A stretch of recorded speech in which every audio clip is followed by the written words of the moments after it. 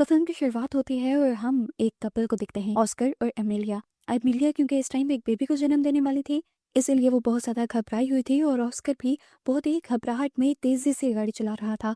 उसकी स्पीड की वजह से उसकी गाड़ी उसके कंट्रोल में नहीं रहती और सामने से आने वाले ट्रक से वो अपनी गाड़ी को बचा नहीं पाता और इनकी गाड़ी उस ट्रक के अंदर क्रैश होकर इनका बुरा एक्सीडेंट हो जाता है। ठीक इसी वक्त एमिलिया को किसी की चीख सुनाई दी। कोई मॉम कहकर उसे पुकार रहा था और इस तरह एमिलिया की आंख खुल गई।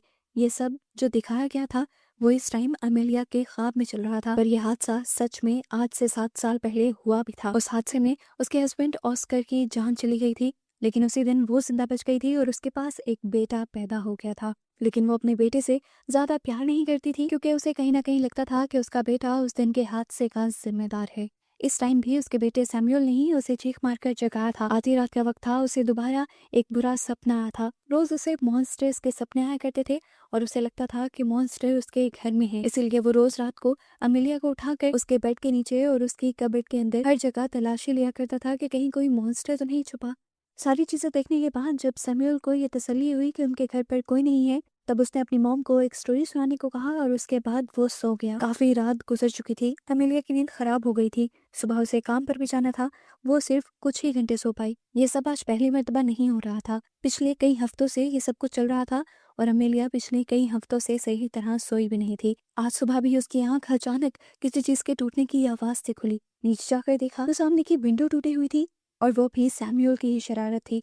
वो गुस्से में सैमुअल की तरफ दिखती है तो सैमुअल अपनी सफाई देने लगता है और कहता है, मॉम देखें, मैंने मॉन्स्टर को मारने के लिए एक नया वेपन भी बना लिया है। उसकी इस हरकत से अमेलिया बहुत ज्यादा चिढ़ जाती है क्योंकि उसका ये मॉन्स्टर का ऑब्सेशन बहुत ज्यादा बढ़ता जा रहा था और वो इन चीजों से तंग आ चुकी थी। खैर अब वो उसे लेकर यहाँ से निकलती है और अपनी बहन से मिलने के लिए जाती है। कुछ दिन के बाद सैमुअल का और उसकी बहन की बेटी का बर्थडे आ रहा था, जो पिछले 7 साल से ये लोग एक साथ ही मना रहे थे, पर इस बार उसकी बहन ऐसा करने से मना कर देती है और कहती है कि इस मर्तबा मेरी बेटी को प्रिंसेस वाला बर्थडे मनाना है लड़कियों के साथ। ये सुनकर अमेलिया टूट गई थी।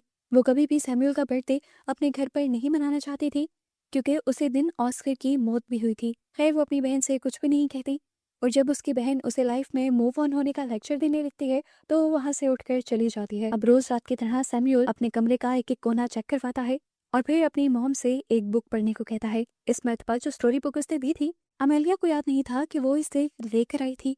इस बुक का नाम था बाबाडूक और इन्होंने पहले ये बुक पढ़ी भी नहीं थी। बुक के खोलने पर पता चला कि ये एक हॉरर स्टोरी थी। एमिलिया पूछती है, तुम्हें ये बुक कहाँ से मिली? तो सैमुअल बताता है, वहाँ शेल्फ पर रखी हुई थी, जब मैं वहाँ गया तो खुद ही ये नीचे गिर गई। खैर अब एमिलिया इस बुक को पढ़ना शुरू करती है और उसे पता चलता है कि ये बुक तो हॉरर थीम पर थी और इस बुक में एक बाबाडूक नामी मॉन्स्टर के बारे में बताया जा रहा था और इसमें साफ साफ लिखा था कि बाबाडूक से छुटकारा पाना मुमकिन नहीं। अगले पेज पर कुछ ऐसी बातें लिखी थी कि जब तुम्हें बाबा डूक डूक डूक 3 मर्तबा सुनाई दे तो समझ लेना कि वो तुम्हारे पास आ गया है। वो किसी खिड़की से, किसी दरवाजे के पीछे से या किसी अलमारी से निकलेगा। बुक का अगला पेज जब एमिलिया पलटाती है तो वहां पर लिखा होता है कि जब तुम्हें बाबा डूक डूक डूक की आवाज आएगी तो तुम मुझे अपने करीब पाओगे।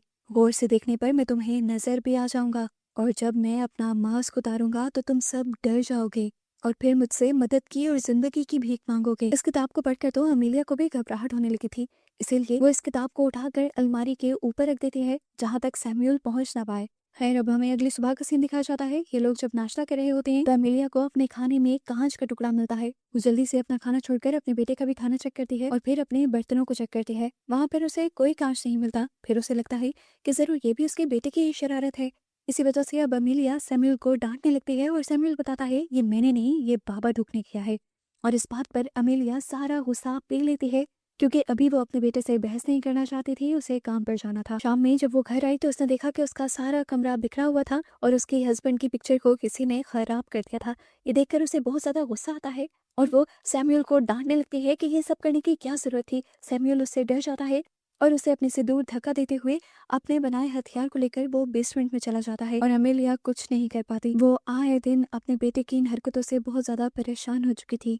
वो रात को अपने कमरे में सोने चली गई तो दोबारा उसे अपने बेटे के कमरे से उसके चिल्लाने की आवाज आई। उसने देखा कि आज उसका बेटा ज्यादा डरा हुआ था और बेड के नीचे छुपा हुआ था। वो बताता है कि उसने बाबाडूक को देखा है, वो अंदर आ रहा है, उसे अंदर मत आने देना। उसकी घबराहट को देखते हुए वो बहुत मुश्किल से उसे रिलैक्स करती है और देखती है कि सामने टेबल पर अब वही बाबाडूक वाली बुक पड़ी है जिसे उसने ऊपर अलमारी पर रख दिया था। वो कंफ्यूज हो जाती है कि ये बुक यहाँ आई कैसे।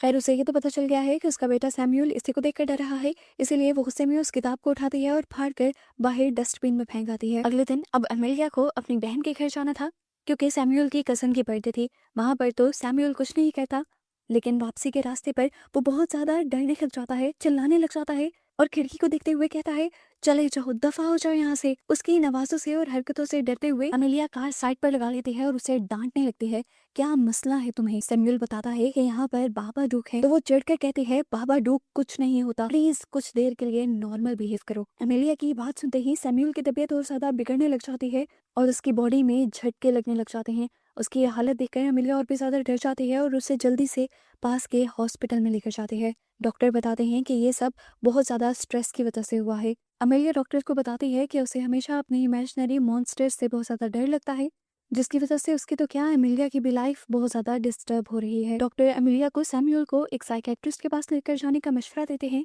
और आज रात अच्छी नींद के लिए दोनों को नींद की गोलियां दे देते हैं। अब अमेलिया उन गोलियों को लेकर घर आ गई और दोनों ने वो गोलियां खाई और उसके बाद पहली मर्तबा ये दोनों बेफिक्री से सोए। अगली सुबह अमेलिया की आंख खुली तो उसके डोर को कोई नॉक कर रहा था। उसे जाकर देखा, वहाँ कोई नहीं था, लेकिन अब उसके दरवाजे पर वही किताब रखी हुई थी जिसे वो फाड़ कर डस्टबिन में फेंक आई थी। उसने इस किताब को उठाया और देखा कि इस किताब को किसी ने टेप से जोड़ दिया था और अब इसकी स्टोरी के अंदर कुछ और पिक्चर्स भी ऐड की गई थी, जिसमें जाहिर हो रहा था कि अमेलिया पहले अपने डॉग को, फिर अपने बेटे को मारकर आखिर में खुद को भी मार देगी। ये देखकर वो डर जाती है और उसे लगने लगता है कि जरूर कोई इंसान उसके पीछे पड़ा हुआ है, कोई साइकोपैथ है जो उन्हें मारना चाहता है। वो अब गुस्से में उस किताब को उठाकर जला देती है और फिर घर के अंदर आते हैं तो देखती है कि वहां पर एक फोन बज रहा था। फोन को उठाने पर दूसरी तरफ से एक भयानक आवाज आई। उसे अभी भी नहीं लगा कि ये कोई मॉन्स्टर हो सकता है। उसे लगा कि जरूर कोई इंसान ही उनके ऊपर नजर रख रहा है और उन्हें मारना चाहता है, इसीलिए वो फौरन पुलिस में कंप्लेन करने के लिए पहुंच जाती है। वो पुलिस को बताती है कि कोई मुझे धमकी दे रहा है और जब पुलिस उससे सबूत मांगने की बात करते हैं तो वो बताती है कि पहले मुझे एक बुक के थ्रू धमकी मिली थी और फिर अब मुझे काफी टाइम से अजीबोगरीब फोन कॉल्स आ रही हैं। पुलिस जब वो बुक मांगती है तो वो बताती है कि मैं वो बुक जला चुकी हूँ। इससे पहले कि वो और भी कुछ बताती, वो यही पुलिस स्टेशन के अंदर बाबाडूक का लटका हुआ कोट देख लेती है और डर कर बिना रिपोर्ट पूरी करवाए ही वहां से भाग जाती है। अब रात में जब वो अपने कमरे में सोने के लिए लेट गई तो अचानक उसे दरवाजे के खुलने की आवाज आई। डरकर उसने अपना कंबल अपनी आंखों तक ओढ़ लिया और काफी देर की खामोशी के बाद जब उसने कंबल से बाहर निकलकर देखने की कोशिश की तो वो बाबा डूक नामी मॉन्स्टर उसकी छत पर लटका हुआ था, जो उसके कुछ भी करने से पहले उसके ऊपर अटैक कर देता है। और डरकर वो अपने हाथ से लैंप ऑन करते हुए उड़ जाती है, लेकिन इस पल वो बाबा डूक को गायब हो चुका था। उसने जल्दी से सैम्यूल को उठाया और नीचे लिविंग रूम में चली गई। वो बहुत ज्यादा डर चुकी थी। अब उसे सैम्यूल की बातों पर यकीन आने लगा था। उसने अब टीवी फुल वॉल्यूम में ऑन कर लिया और 1 मिनट के लिए भी वो नहीं सोई। पूरी रात जागने की वजह से वो इतनी चिड़चिड़ी हो गई थी कि सैम्यूल के सुबह खाना मांगने पर भी उसने सैम्यूल को डांट दिया, लेकिन बाद में उसे अपने रवैये का पछतावा हुआ और वो सैम्यूल को आइसक्रीम खिलाने ले गई। जब ये लोग वापस आ रहे थे तभी अमेलिया को अपने बैक व्यू मिरर के अंदर वो बाबा डूक नजर आया और उसके कानों में दोबारा वही आवाज गूंजी, बाबा डूक डूक डूक। इस आवाज में वो इतना खो गई कि उसे पता ही नहीं चला कब उसका एक्सीडेंट हो गया। खैर इनका ज्यादा नुकसान नहीं हुआ था। फिलहाल के लिए तो वो कुछ देर रुकी, लेकिन फिर अपने घर वापस आ गई। अब जब से वो वापस आई थी तब से उसका रवैया काफी अजीब था। वो पहले से काफी रिलैक्स नजर आ रही थी। घर आकर वो सो भी गई और कुछ देर बाद उसके कानों के अंदर किसी के विस्पर करने की आवाज आई और फिर उसे सुनाई दिया कि कोई घर में है। वो डर कर उठ गई। उसने नीचे जाकर देखा तो ये बात सैम्यूल फोन पर किसी लेडी को बता रहा था। उसने फोन पकड़ा तो पता चला कि उसने उनके नेबर को कॉल की हुई थी। वो अब फोन खुद पकड़ती है और अपनी नेबर से अपोलोजाइज करती है। वो बताती है कि ये बस सैम्यूल की एक शरारत है और कुछ भी नहीं। इस सब के बाद वो अब सैम्यूल पर बहुत ज्यादा गुस्सा थी कि ये सब करने की क्या जरूरत थी। वो गुस्से में सारी फोन लाइंस पे काट देती है और सैम्यूल उसे समझाता है कि मुझे डर लग रहा है कि बाबा डूक दोबारा आ जाएगा। वो हाथ में चाकू पकड़े हुए गुस्से से उसे दिखाते हुए कहती है, यहाँ पर कोई बाबा डूक नहीं है और कोई यहाँ नहीं आने वाला।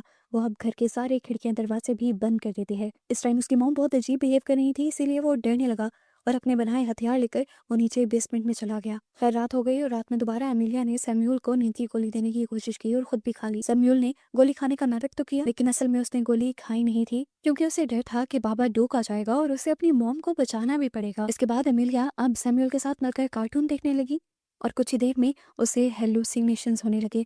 उसने देखा कि उसका बेटा साइड पर पड़ा हुआ है जो मर चुका है और उसके सीने के अंदर चाकू के स्टैब होने का निशान है। बिल्कुल वैसा ही जैसा उसने बुक में देखा था। वो डर गई।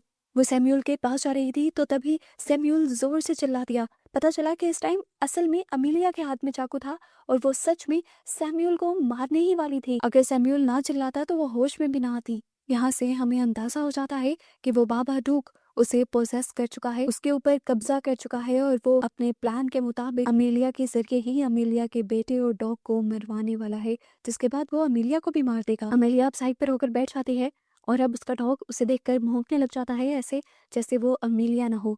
इस टाइम अमीलिया नोटिस करती है कि उसका बेटा नीचे बेसमेंट की तरफ जा रहा था। वो भी जब उसका पीछा कर नीचे जाती है तो वहां उसे अपना बेटा तो नहीं दिखाई देता, बल्कि अपना हस्बैंड ऑस्कर खड़ा हुआ दिखाई देता है, जिसके जाकर वो गले लग जाती है और रोने लग जाती है। वो कहती है, मुझे लगा था कि तुम मर गए, तुम वापिस आ गए, मेरा यकीन सच्चा था। ऑस्कर अब उससे कहता है, हम दोनों हमेशा के लिए साथ रह सकते हैं अगर तुम चाहो तो। इसके लिए तुम्हें अपना बेटा मेरे हवाले करना होगा। उसका ये सुनना था कि एमिलिया समझ गई ये ऑस्कर नहीं है, बल्कि ऑस्कर के भेस में वो बाबा डूक ही है जो उससे उसका बेटा छीनना चाहता है। इसीलिए वो वहां से भागकर ऊपर वापस आ जाती है। बाबा डूक इस टाइम उसका लगातार पीछा कर रहा था, लेकिन वो जल्दी से एक कमरे में आकर उसने दरवाजा बंद कर लिया। पर बाबा डूक भी उसे छोड़ता नहीं, एक अलमारी के ऊपर से निकलकर उस पर हमला कर देता है और उसकी पूरी बॉडी पर कब्जा जमा लेता है। हम उसकी आंख को पूरा काला होते हुए देखते हैं, जो ये जाहिर कर रहा था कि अब अमीलिया की बॉडी के अंदर पूरी तरह वो ईवल एंटिटी है, यानी वो बाबा डूक है। हम देखते हैं कि बाहर से सैम्यूल और उसका डॉग डरते हुए उसे देख रहा था। इस टाइम अमीलिया की बॉडी में झटके लग रहे थे। अब उसका डॉग उसके लिए परेशान होता है और उसके पास जाकर भौंकने लग जाता है और अमीलिया गुस्से में आकर उसे उठाती है और किचन में जाकर उसे बेदर्दी से मार देते हैं। उसे मारने के बाद वो जितनी तेजी से हो सकता था उतनी तेजी से भागती है और सैम्यूल के पास आती है, पर सैम्यूल अब अपना दरवाजा बंद कर चुका था। वो कई मर्तबा अमेलिया के खड़काने पर भी दरवाज़ा नहीं खुलता और अमेलिया फिर उसे दूसरी तरह से पुकारने लगती है। कहती है, सैम्यूल जल्दी चलो, हमारा डॉग जख्मी है, हमें उसे बचाने के लिए हॉस्पिटल लेकर जाना है।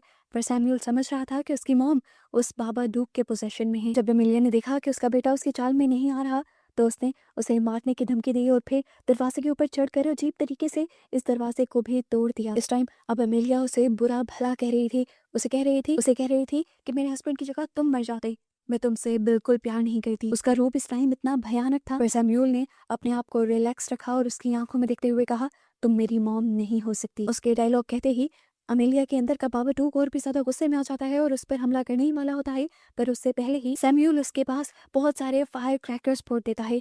इस हमले के लिए वो पहले से ही तैयार नहीं था, इसीलिए वो और भी ज्यादा गुस्से में आ जाता है। लेकिन इसी टाइम पर सैम्यूल को यहाँ से भागने का मौका भी मिल जाता है। वो जाकर अपने डॉग को देखता है जो अब मर चुका था। वो अपने डॉग को देखकर पीछे मुड़ा ही था तो वहां पर उसे अमीलिया नजर आई, जो इस टाइम काफी रिलैक्स लग रही थी। वो उससे माफी भी मांगती है और कहती है, आई एम सॉरी, मैंने तुम्हें कभी वो प्यार नहीं दिया जो मुझे तुम्हें देना चाहिए था।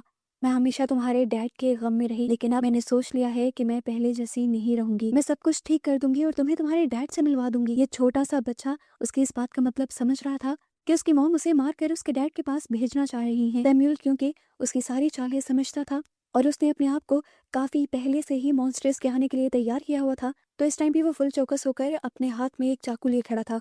जब उसकी मॉम उसे मारने के लिए उसके पास आई तो सैम्यूल का गला दबाने से पहले ही सैम्यूल ने उनके पाँव में चाकू स्टैब कर दिया।